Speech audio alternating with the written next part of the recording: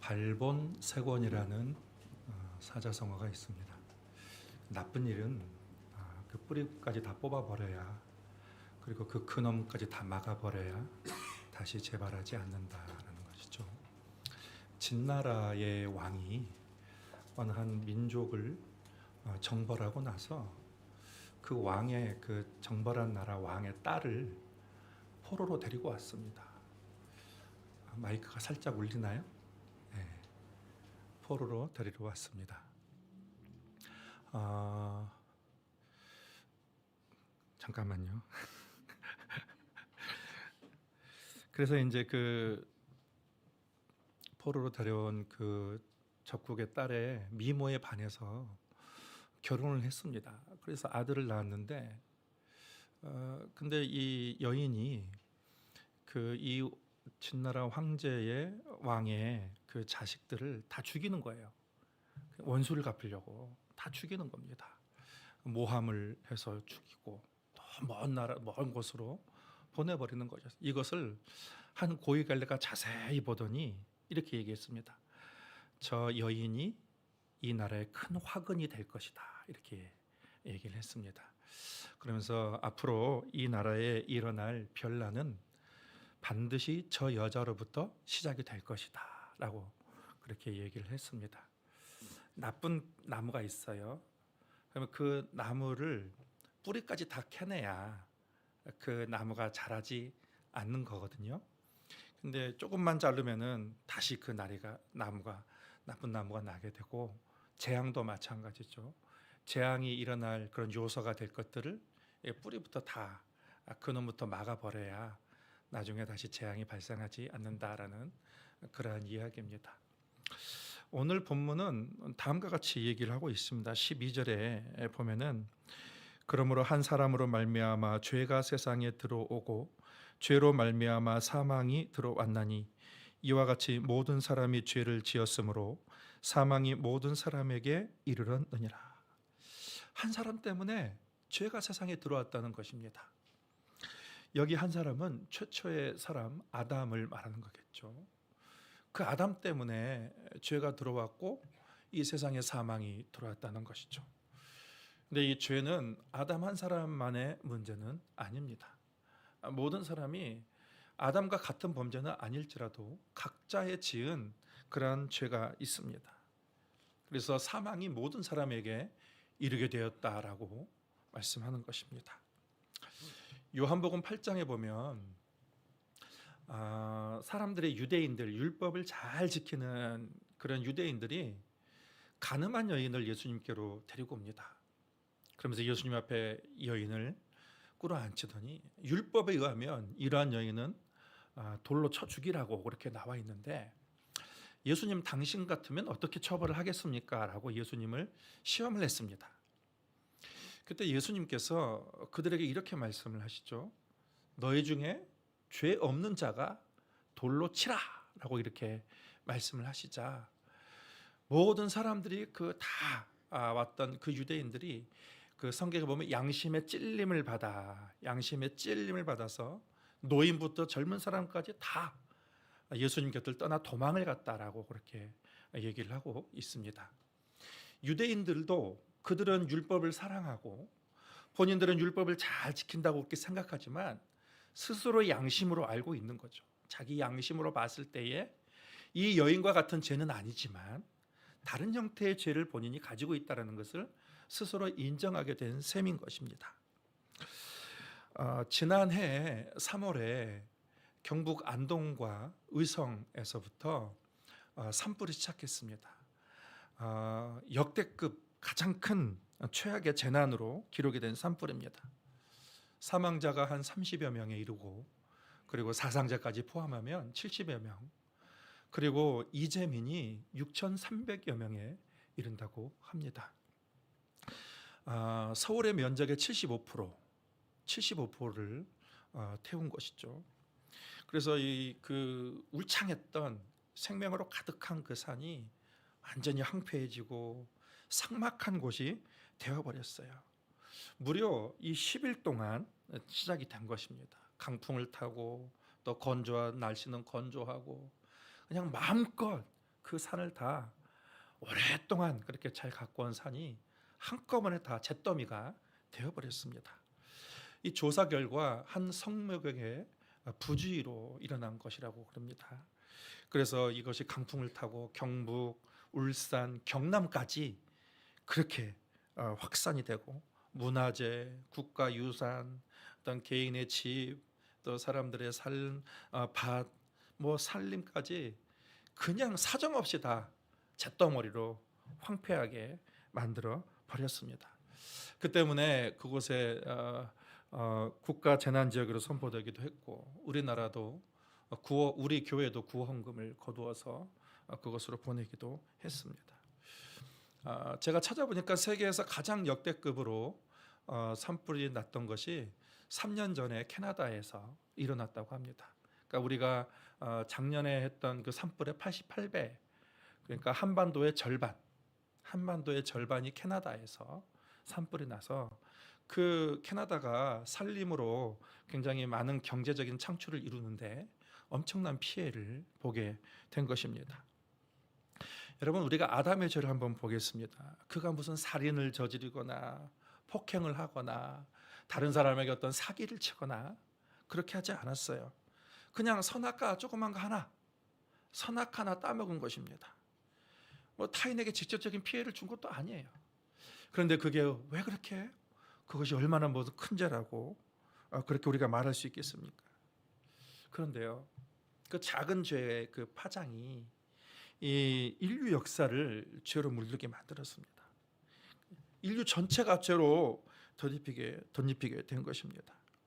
그래서 그의 아들 가인이 동생을 죽이게 되고 이후에 사람들은 계속해서 이 범죄가 더 확대되고 확장되고 심해지고 그래서 온 세상이 이 죄로 아주 삭막해진 세상이 되었습니다. 인간의 죄악상을 기록한 성경이 오늘 우리가 로마서를 읽었는데 로마서 3장 10절부터 보면 이렇게 기록이 되어 있습니다. 의인은 없나니 하나도 없으며 깨닫는 자도 없고 하나님을 찾는 자도 없고 다 치우쳐 함께 무익하게 되고 선을 행하는 자는 없나니 하나도 없도다. 그들의 목구멍은 열린 무덤이요 그 혀로는 속임을 일삼으며 그 입술에는 독사의 독이 가득하고 그 입에는 저주와 악독이 가득하고 그 발은 피 흘리는 데 빠른지라. 파멸과 고생이 그 길에 있어 평강의 길을 알지 못하였고 그들의 눈앞에 하나님을 두려워함이 없느니라. 의인은 없나니 하나도 없다. 이 세상의 모든 사람들이 다 죄인이다라고 얘기하고 있어요. 어느 목사님이 이 성경에 나오는 죄를 연구했는데 이 성경에 67가지의 죄가 나온다라고 했습니다. 그만큼 이 조그만 죄가 엄청나게 커지고 확대되고 거대해졌다라는 얘기죠. 근데 그런 죄들을 구분을 했습니다. 먼저는 종교적인 죄가 있다라는 거예요. 그러니까 하나님을 마음에 두기를 싫어하고 자기들이 마음대로 만드는 우상을 섬기고 경건하지 못한 그런 죄가 있다라는 거예요. 또 하나는 음란으로 또 죄를 구분을 했습니다. 간음, 그리고 음행, 그리고 동성애, 또 여러 가지 사이버 성폭력 그러한 죄들이 있다라는 거예요. 그리고 또 언어적인 죄들이 있다는 거예요. 수근수근거리고 비방하고 그리고 상처 주고 남을 모욕하는 그런 말들이 있다라는 것입니다. 사회적인 제약들도 있다는 거예요. 전쟁과 불의와 불법과 사기, 이런 다툼, 또 마지막으로 보이지 않는 정신적인 죄들, 교만과 미움과 질투 같은 그런 죄들을 말합니다. 아담의 대수롭지 않은 그런 작은 죄, 이 작은 죄가 마귀가 역사할 틈을 내주었습니다. 작은 불씨 하나가 이 온 세상을 이 죄와 사망으로 완전히 정복되게 그렇게 지배받게 만들었다는 것입니다. 여러분, 죄라는 것은 사실은 당연한 것은 아닙니다. 사람들은 죄를 당연하게 여기지만 당연한 게 아니에요. 사망도 마찬가지예요. 사망도 당연한 것이 아니에요. 인류 최초에 살아갈 때 사람은 죽지 않았습니다. 아담은 죽지 않도록 지음을 받았어요. 그래서 우리가 창세기를 보면은 누가 900살까지 살았더라, 누가 1000살 가까이 살았더라, 막 그런 말들이 나오잖아요. 그렇게 사람들은 죄를 짓고도 그렇게 900살, 1000살까지 살게 되었고, 언제부터 인간의 수명이 급속도로 줄게 되었냐면 노아의 홍수 이후로 이제 사람들이 200살까지 살다가 또 이제 100살까지 살게 되고, 그러면서 죄가 세대가 세대를 거듭하면서 죄가 쌓이고 또 쌓이고 또 쌓이고 죄가 가득해지면서 이 사람의 수명이 극도로 줄게 되었습니다. 그래서 많이 살면 100세 전후로 사람이 살게 된 것입니다. 인간에게 원래 사망은 없었어요. 그런데 이 한 사람의 죄로 인하여 사망이 지배를 받게 된 것이죠. 원래는 없는 거였습니다. 하나님이 아담에게 내가 이것을 먹는 날에는 정령 죽으리라라고 말씀을 하셨어요. 근데 그 죽음이라는 의미조차도 몰랐습니다, 아담은. 그리고 로마서 6장 23절에 보면 죄의 삭은 사망이다라고 그렇게 얘기를 하고 있습니다. 그러니까 사망이 당연한 것이 아니라 그것이 왕노릇하게 되었다라는 것입니다. 사망이 지배를 하고 사망이 온 세상을 다스리는 그런 시대가 되었다라는 것입니다. 13절과 14절을 같이 한번 읽겠습니다. 죄가 율법 있기 전에도 세상에 있었으나 율법이 없었을 때에는 죄를 죄로 여기지 아니하였느니라. 그러나 아담으로부터 모세까지 아담의 범죄와 같은 죄를 짓지 아니한 자들까지도 사망이 왕노릇하였나니 아담은 오실 자의 모형이니라. 우리가 법이 있어야 그것이 죄인지 죄가 아닌지를 구분할 수 있는 것이죠. 근데 하나님이 모세에게 이제 모세를 통해서 율법을 주셨습니다. 그래서 사람들은 그 율법을 통해서 어떤 것이 죄고 어떤 것이 죄가 아닌지를 알게 되었죠. 그것을 구분해 주는 기준이 되는 거예요. 그래서 너희가 이 율법을 잘 지키면 생명과 복을 누릴 것이고 이 율법을 어기면 사망과 저주를 받을 것이다라고 그렇게 하나님께서 말씀하셨습니다. 그런데 오늘 본문에 보면 율법 이전의 사람들에 대해서 얘기하고 있습니다.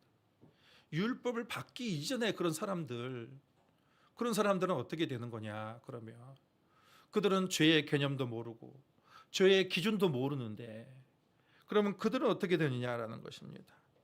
근데 여기서 바울은 그들의 죄의 개념을 알지 못했을지라도 사망이 그들의 왕노릇하고 있다라고 그렇게 말하고 있어요. 아담의 범죄와 같은 죄를 짓지 않은 자들도 여전히 사망이 왕노릇하고 있다. 그들이 복음을 듣지 않았습니다. 그들이 하나님도 모릅니다. 그런데 그들은 아담의 후손이기 때문에 여전히 사망의 지배 아래에 있다고 오늘 본문이 그렇게 얘기를 하고 있는 거예요.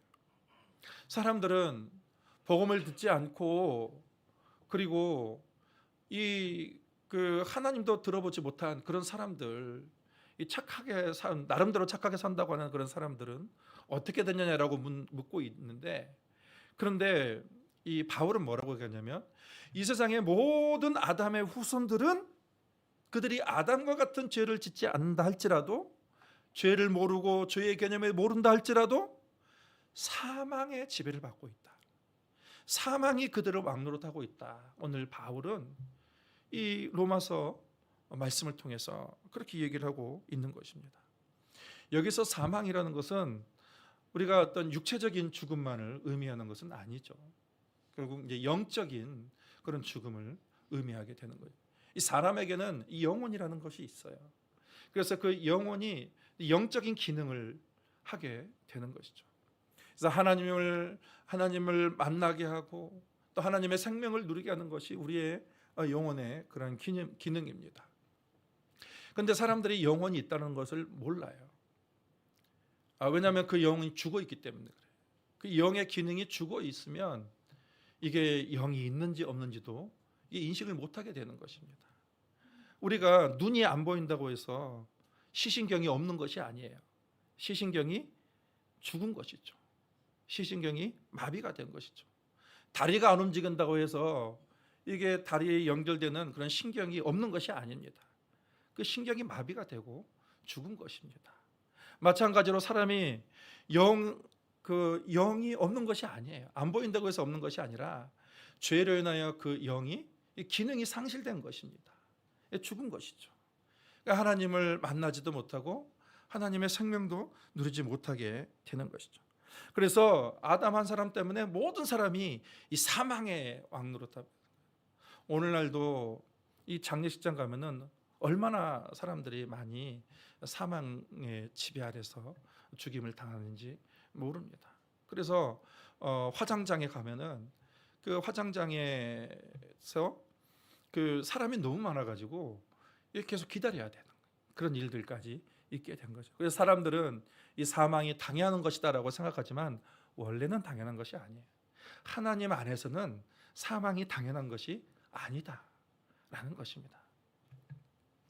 그래서 오늘 본문은 이러한 인간의 비참한 상태에 대해서 우리에게 말해주고 있습니다. 그러면 이제 바울은 다음으로 우리가 그 사망에서 벗어나 영생을 누리는, 이 사망의 왕노릇에서 완전히 해방돼서 다시 그 하나님이 지으신 대로 그 영생을 누리는 그러한 그 은혜에 대해서 우리에게 선물을 주셨다라는 것입니다. 선물을 말하고 있습니다. 15절에 보면 그러나 이 은사가 선물이에요.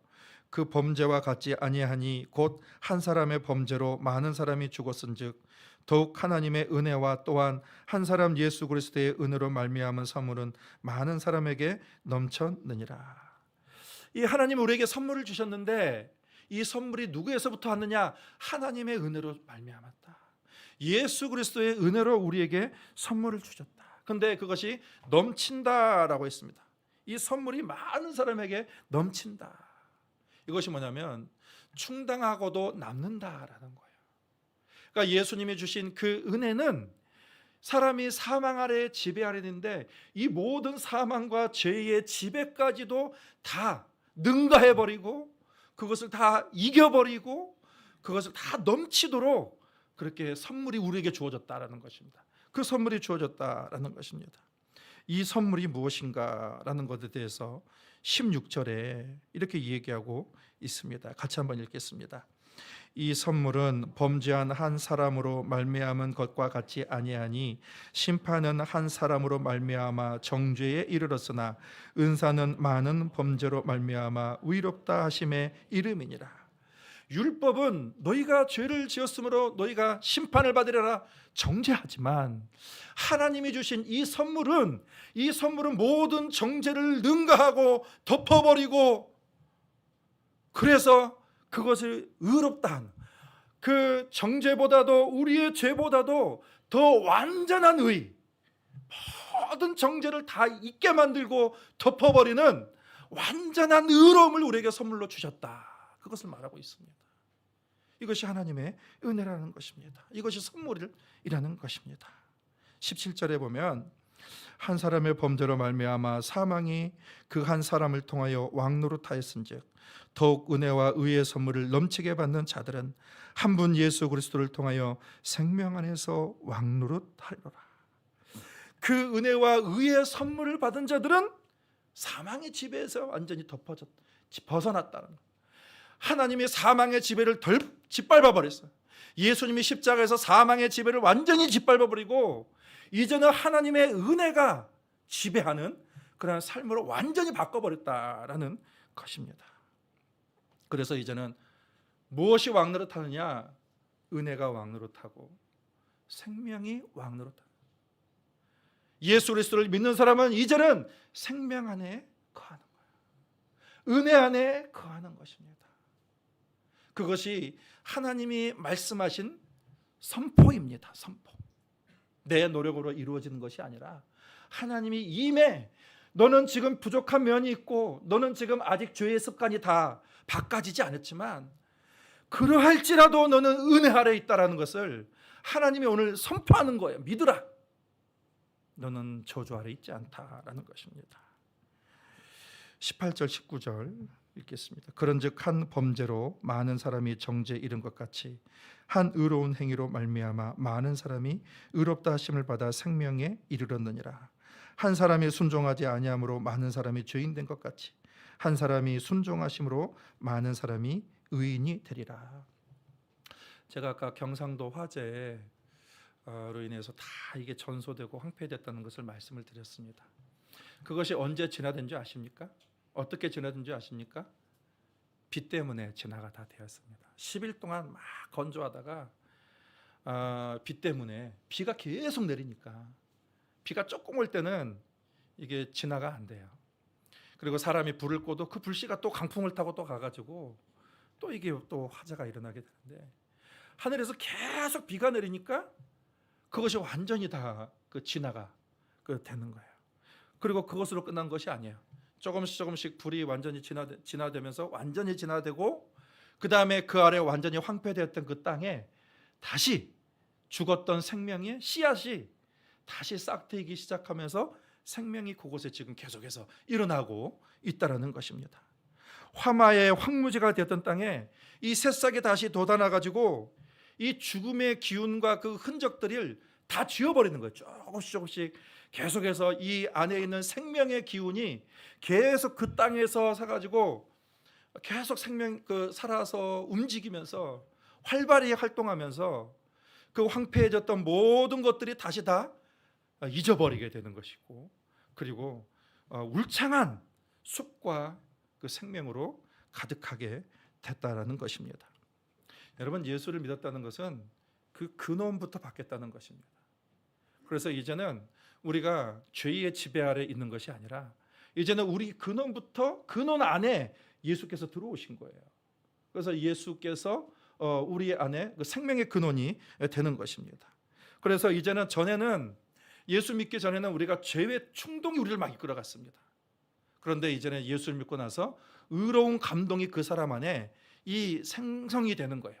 의로운 감동이 그 사람에 나와서 그 사람이 예수를 따르고 싶고 선을 따르고 싶고 의를 행하고 싶은 그런 감동들이 그 안에서 계속해서 일어나게 되는 것입니다.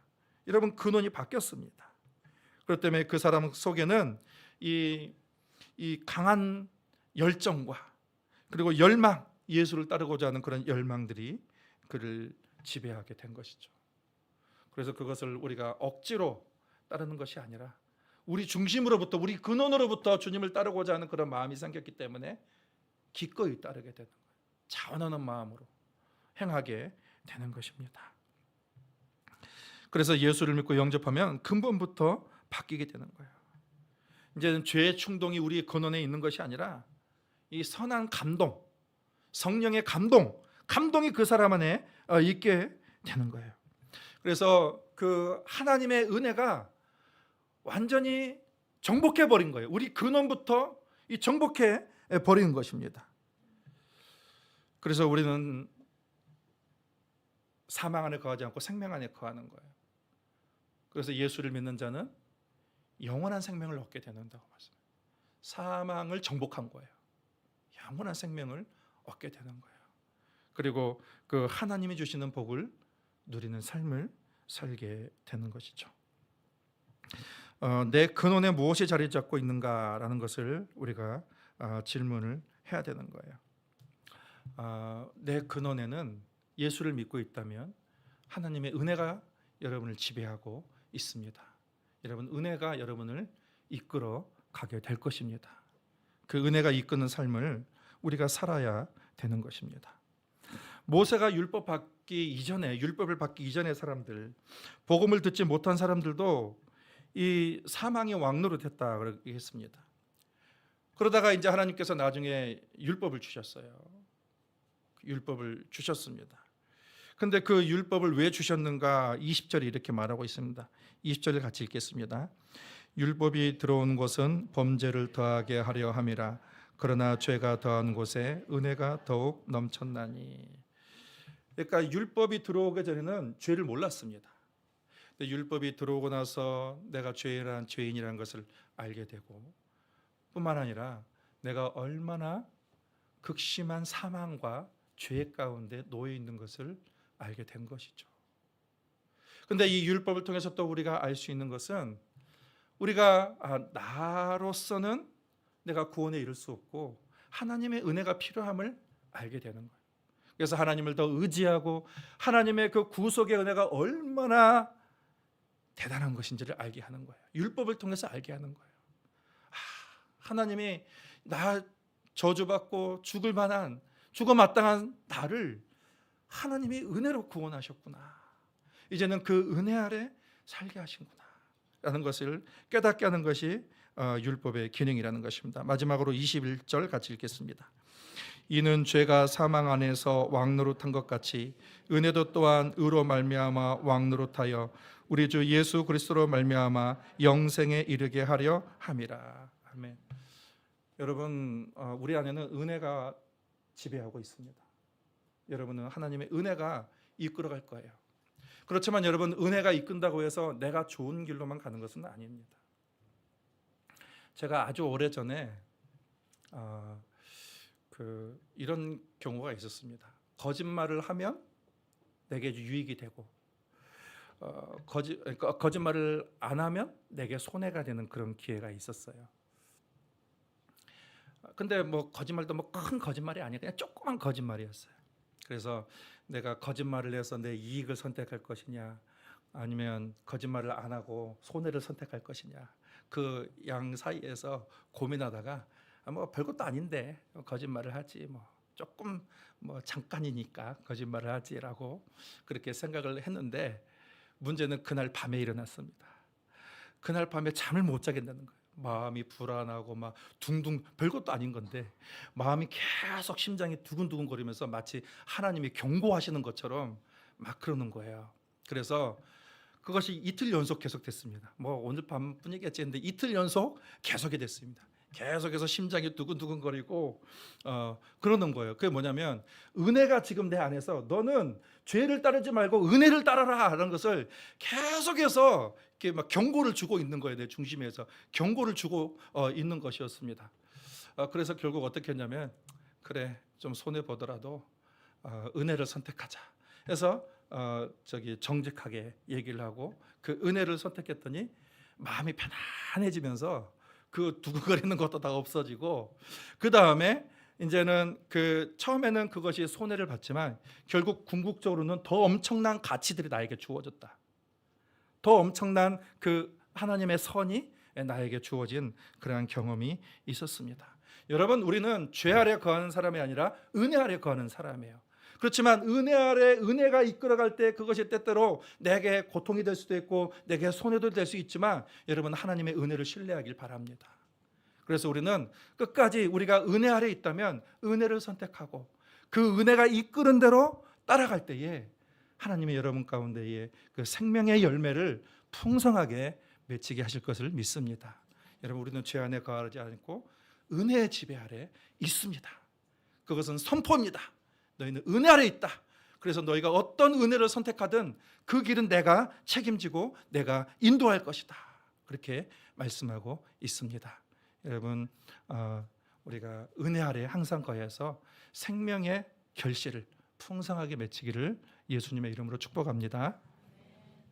하나님 아버지, 우리가 죄 안에 거하지 아니하고 예수 그리스도로 말미암아 우리 안에 은혜가 거하게 하신 것을 감사합니다.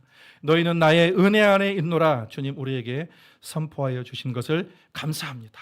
이제는 더 이상 죄가 우리를 어떻게 할 수가 없고, 우리가 때때로 우리의 죄의 습관 때문에 종종 죄를 짓는다 할지라도 여전히 하나님의 은혜가 우리를 용서하고 우리를 거룩하게 하고 우리를 의롭다 하고 또 오늘도 우리를 넘치는 은혜로 이끄신 줄 믿습니다. 주님, 우리 모든 성도들 은혜의 길을 잘 따라가는 가운데에 주님이 주신 생명의 결실을 풍성하게 맺게 하여 주시옵소서. 예수님의 이름으로 기도하옵나이다. 아멘.